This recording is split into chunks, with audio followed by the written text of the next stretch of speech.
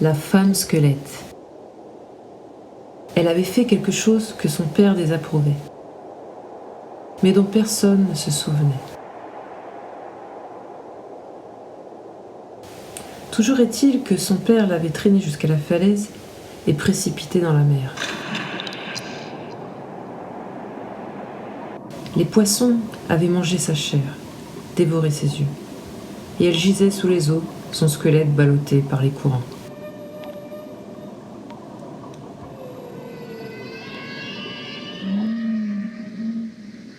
Un jour, arriva un pêcheur. En fait, ils étaient plus d'un à pêcher à cet endroit. Autrefois. Mais celui-ci avait été entraîné bien loin de chez lui. Et il ignorait que les pêcheurs des environs se tenaient à l'écart de cette crique, disant qu'elle était hantée. Or, voilà que l'hameçon du pêcheur vint à se prendre dans les eaux de la cage thoracique de la femme squelette. « Oh, pensa le pêcheur, je tiens là une grosse prise !» Il imaginait déjà le nombre de personnes que ce magnifique poisson allait nourrir. Combien de temps il durerait, combien de temps il lui permettrait de ne plus retourner pêcher. Alors, tandis qu'il se bagarrait avec ce poids énorme, la mer se mit à bouillonner, secouant son kayak comme un fétu de paille. Car elle, qui était sous la surface, se débattait pour essayer de se libérer. Et plus elle luttait, plus elle s'emmêlait dans la ligne. Elle avait beau faire, elle était inexorablement tirée vers le haut, accrochée par les côtes. Le chasseur s'était retourné pour rassembler son filet. Il ne vit donc pas son crâne chauve apparaître au-dessus des vagues. Il ne vit pas non plus les petites créatures coralliennes qui scintillaient dans ses orbites, ni les crustacés sur ses vieilles dents d'ivoire. Quand il se retourna avec son filet, le corps tout entier avait émergé et était suspendu à l'extrémité de son kayak par ses longues dents de devant. « Ah !» hurla l'homme, de terreur. Son cœur fit un bond terrible et ses yeux allèrent se réfugier à l'arrière de sa tête, tandis que ses oreilles devenaient cramoisies. « Ah !» Il lui asséna un coup de pagaie et se mit à pagailler comme un fou vers le rivage. Il ne s'était pas rendu compte qu'elle était entortillée dans sa ligne. Aussi semblait-elle le pourchasser, debout, sur ses pieds. Il était de plus en plus terrifié. Il avait beau faire des zigzags, elle suivait, et son haleine dégageait des nuages de vapeur au-dessus de l'eau, et ses bras se tendaient comme pour se saisir de lui et l'entraîner dans les profondeurs. « Ah !» gémit-il en touchant terre. Il ne fit qu'un bond hors de son kayak et se mit à courir, sa canne à pêche serrée contre lui, traînant derrière lui avec sa ligne le cadavre de corail blanc de la femme squelette, toujours emberlicoté dedans. Il escalada les rochers, elle suivit. Il se mit à courir sur la toundra gelée, elle suivit. Il courut sur le poisson qu'on avait mis à sécher dehors, le réduisant en pièces sous ses mouklouks. Elle suivait tout du long. En vérité, elle s'appara au passage d'un peu de poisson séché et se mit à le manger, car il y avait bien longtemps qu'elle ne s'était pas nourrie.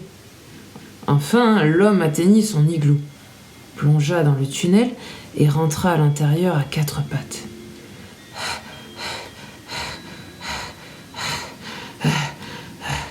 Hors d'haleine, il resta là, à hoqueter dans l'obscurité, le cœur battant la chamade.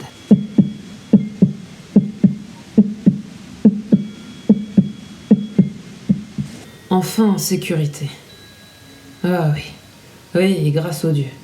Corbeau, oui, merci Corbeau. Et Sedna, la toute bienfaisante. Enfin en sécurité.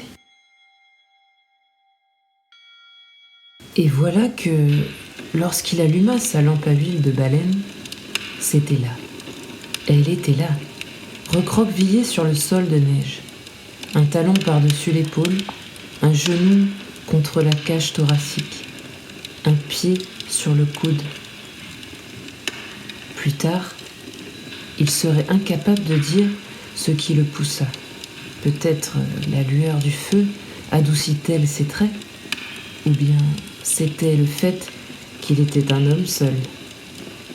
Toujours est-il que la respiration du pêcheur se fit plus attentive, que doucement, il tendit ses mains rudes, et avec les mots d'une mère à son enfant, il se mit à la désenchevêtrer de la ligne. Nanananana. Il commença par désentortiller la ligne de ses doigts de pied, puis de ses chevilles. Nananana. Il travailla jusqu'à la nuit, jusqu'à ce qu'il la vête de fourrure pour lui tenir chaud. Et les os de la femme squelette étaient dans l'ordre qui convenait. Il fouilla dans ses parements de cuir, prit son silex et se servit de quelques-uns de ses cheveux pour faire un supplément de feu. Tout en huilant le bois précieux de sa canne à pêche et en moulinant la ligne, il la regardait. Elle, dans ses fourrures, ne disait mot. Elle n'osait pas.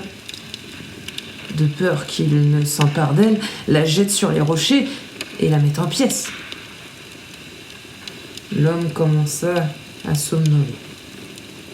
Il se glissa sous les peaux et bientôt se mit à rêver. Or, parfois, dans le sommeil des humains, une larme vient à perler à leurs paupières. Nous ignorons quelle sorte de rêve en est la cause. Mais ce doit être un rêve triste, ou bien un rêve où s'exprime un désir. C'est ce qui se passa pour cet homme.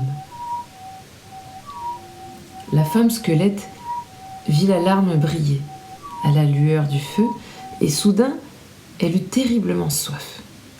Elle déplia ses os et se glissa vers l'homme endormi, puis posa sa bouche sur la larme.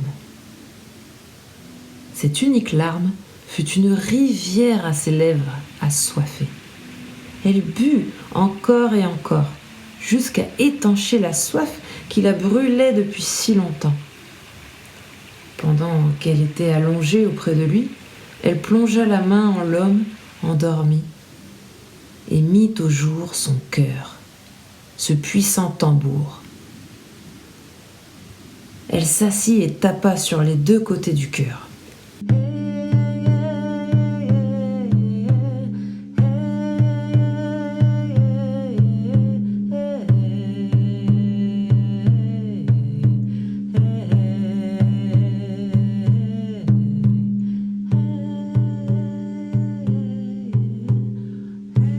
Et plus elle chantait, plus son corps se couvrait de chair. Elle chanta pour une chevelure. Elle chanta pour des yeux. Elle chanta pour des mains potelées.